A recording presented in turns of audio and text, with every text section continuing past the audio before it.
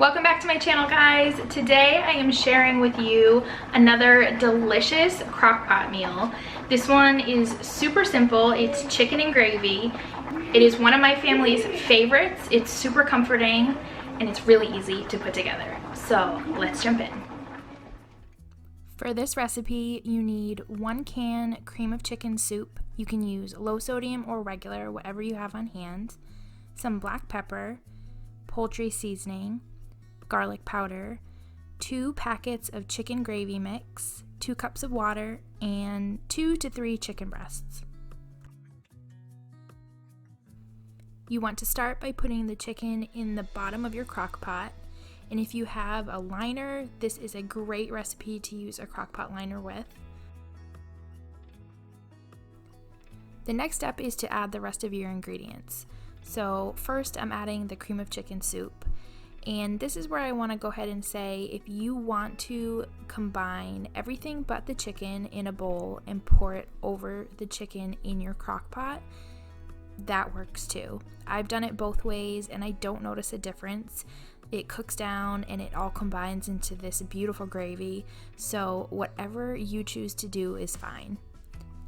So here I added the cream of chicken soup right on top of my raw chicken. And then I'm going to go ahead and add 2 packets of this chicken gravy mix.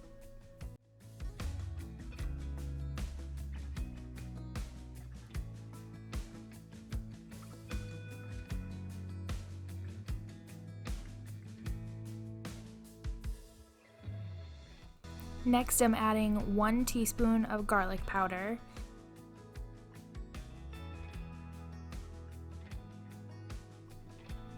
And then half a teaspoon of poultry seasoning. I'm adding half a teaspoon of black pepper, and you will notice I'm not adding any additional salt because there is salt in the chicken gravy mix. And then you just want to add your 2 cups of water. And that is it, you guys. So easy, it takes less than 10 minutes to put together. Then you just want to put your lid on your crock pot and cook this on low for 6 to 8 hours. Meanwhile, I'm going to show you guys what I decided to serve this with this particular night. We were going for comfort food, so I was making mashed potatoes and butternut squash as a request by my kiddos. In our house, our kitchen is definitely the heart of the home, and we spend a lot of time in there. My son was doing reading for school and reading a Berenstain Bears book. Papa's turn to snap the picture when Mama and the cubs tasted the wild berries. The thorns were something fierce, and the berries. So as I peeled potatoes for dinner, my son sat there and read to me about the Berenstain Bears vacation. And these are the moments that I hope that my kiddos remember even as they get older. So these potatoes were locally grown and they were so dirty. So I had washed them before and now I was washing them again after I peeled them. And then I just chopped them into medium-sized pieces just so that they could cook pretty quickly.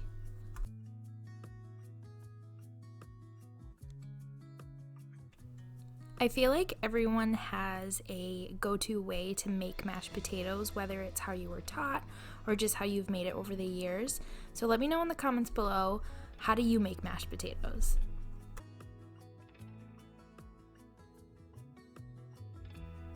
And this is how I prepare my butternut squash. I cut it in half, I peel both sides, and then I cut them in half again. Make sure to scoop out all the seeds. And this is very reminiscent to me of Halloween time when we are carving pumpkins. We don't have butternut squash a ton. It's usually a Thanksgiving side dish for us, but my kids absolutely love it and request it all the time. So I peel it, chop it, boil it, and then I'll show you what else I add to it to make it super delicious.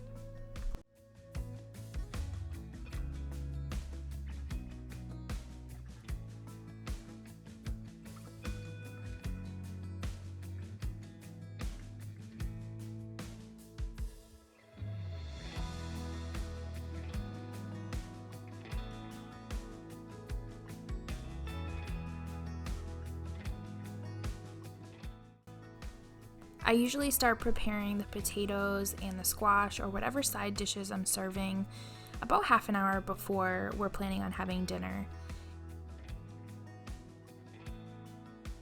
This was at the 8-hour mark and the chicken was just falling apart. I definitely think this is one of those crockpot recipes that you can absolutely make on the high setting, but when you cook it on low, it just takes it to another level. As you can see, I just used tongs and the chicken was falling apart on its own, so I just helped it along. But it mixed in with that creamy gravy and it just smells so amazing.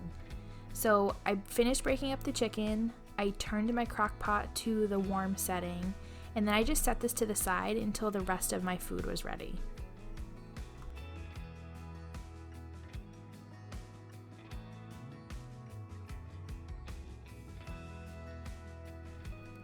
The potatoes and the squash had been boiling and they were tender, so it was time to prepare them.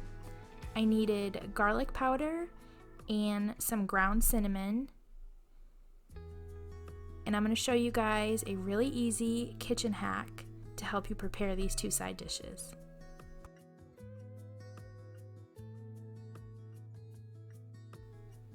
I make my mashed potatoes really simply. So I boil them until they are falling apart. I add half a stick of unsalted butter. Then I add about 1/4 cup of heavy whipping cream or milk, whatever I have on hand.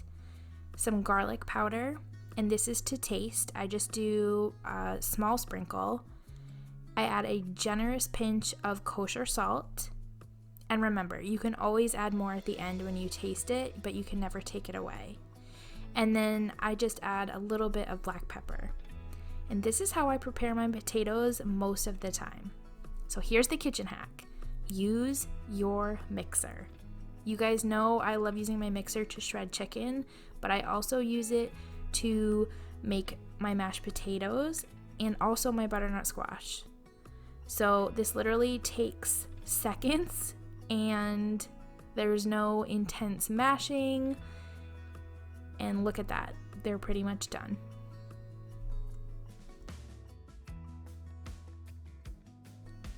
This is where you want to check for texture.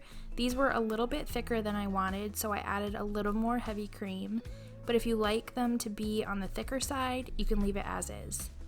I just used my mixer to combine this, and then my mashed potatoes were ready to go.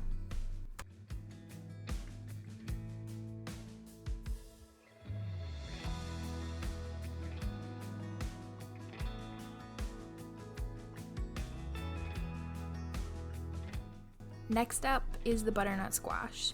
So I drained this. I'm adding 3 tablespoons of unsalted butter. Let the butter melt, and then we're gonna add a little bit of cinnamon, or a lot, depending on your preference, some kosher salt, and then I like to add 1 tablespoon of sugar. Then, after obviously cleaning your beaters, you just go in and mix this, and it turns into the most beautiful pureed squash. The funny thing is, my kids love butternut squash, but they do not like it if there are any pieces. So it has to be smooth in order for them to eat it.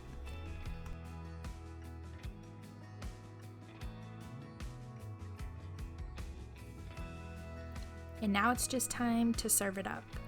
This is an awesome meal to make for company or if you have family over.